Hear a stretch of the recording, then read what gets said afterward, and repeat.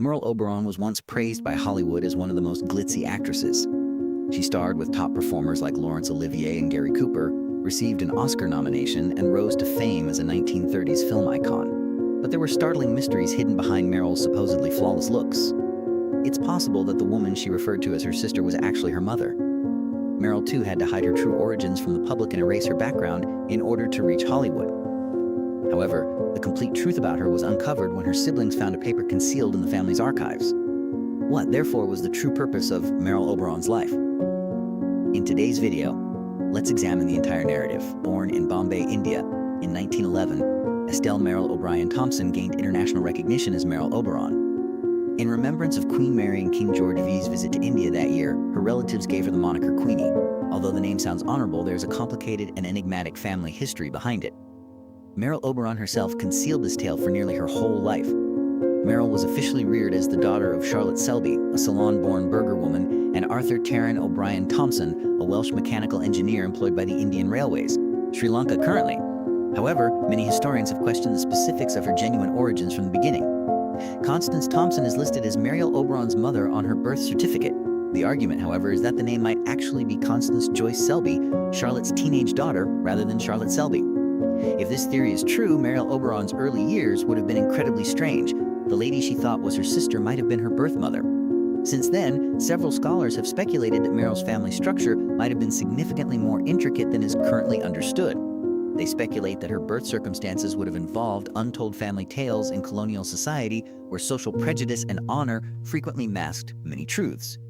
Nevertheless, there is currently no solid proof of what transpired in Merle Oberon's household.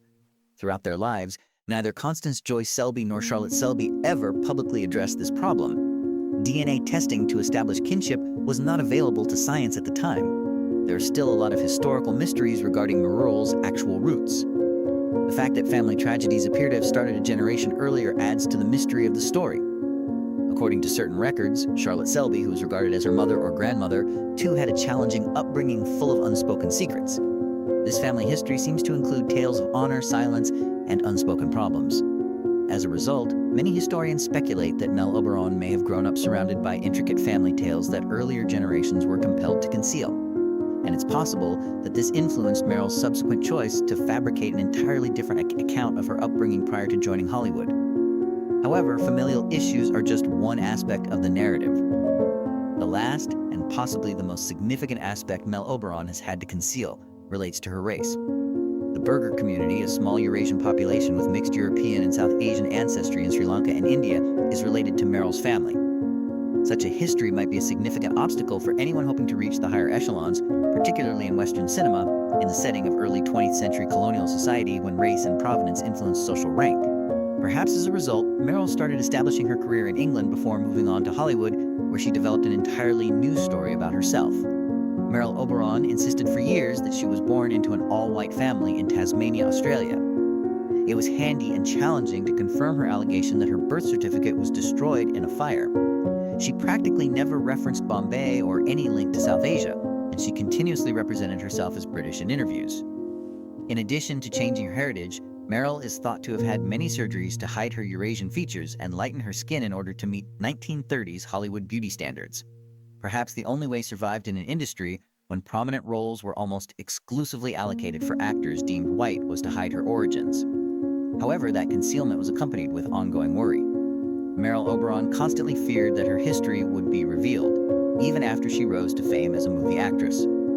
Indian relatives who might have known the truth about her background avoided her. When a relative named Harry Selby attempted to visit Merle in Los Angeles after discovering her birth certificate in Bombay government documents, Merle declined every meeting.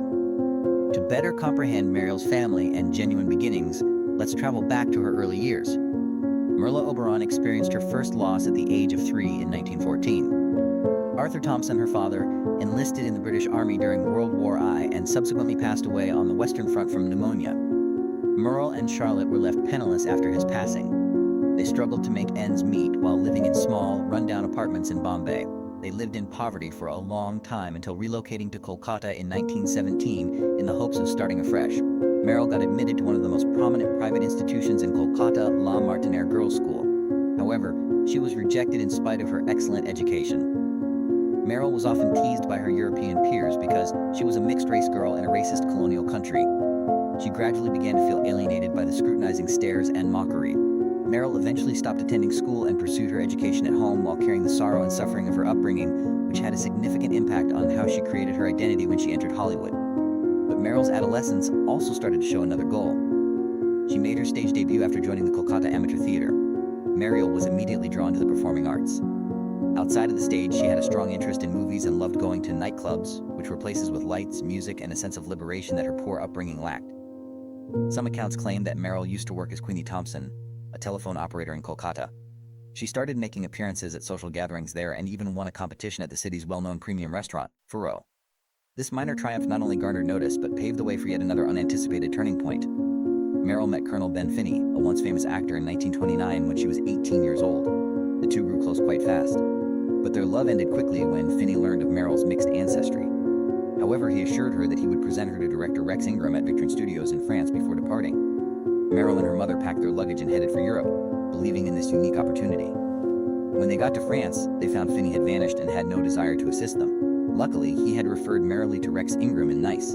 Her unique beauty enthralled Ingram, who promptly offered her a little part as an extra in the movie Three Passions. Even though it was a relatively little part, Merle Oberon saw it as her first foray into the film industry. When director Alexander Korda noticed her, that was the true turning moment. He gave her a minor but significant role as Berlin in the 1933 historical drama, The Private Life of Henry Vaiaya, in which she co-starred with renowned actor Charles Layton. Merle Oberon's name started to come up as the movie became a tremendous hit. Korda continued to give her larger roles after that achievement. Merle soon rose to fame in movies like Broken Melody 1934 and The Battle with Charles Ber. She continued to work with Korda on Douglas Fairbanks and The Private Life of Don Juan. Despite this, the movie did not achieve the anticipated level of success.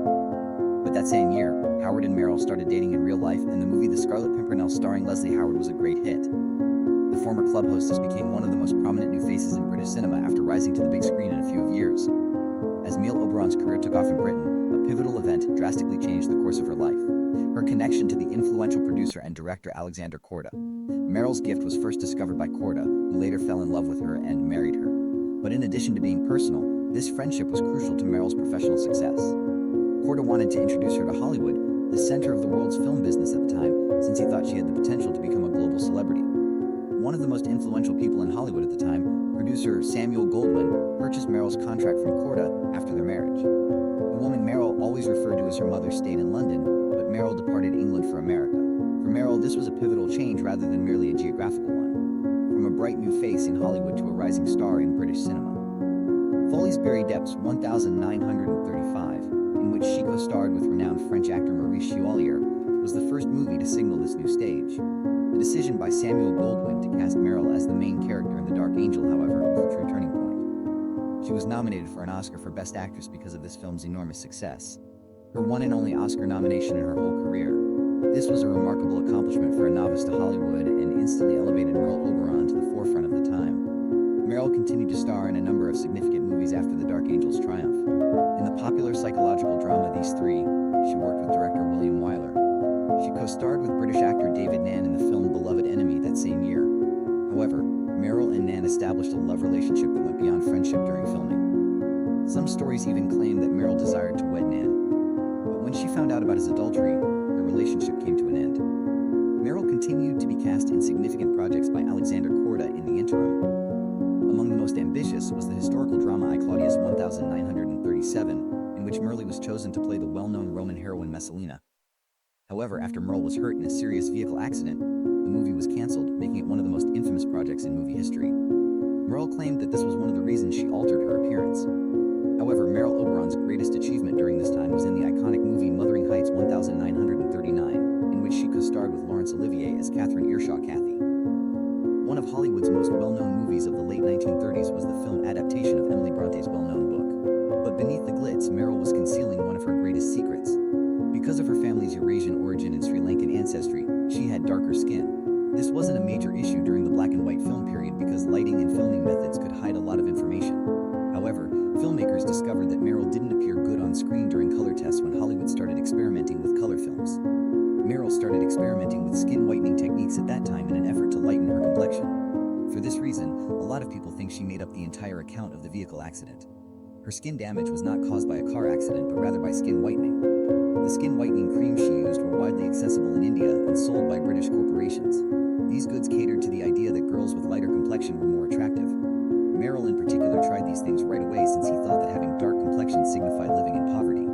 Nevertheless, a mercury compound including ammonia was used in these items. This active component may cause mercury poisoning, which can cause everything from skin rashes to cognitive decline. When she attempted to whiten her skin in 1940, a combination of cosmetic poisoning and an allergic reaction to sulfa medications caused serious skin damage. Alexander Korda had to send her to a dermatologist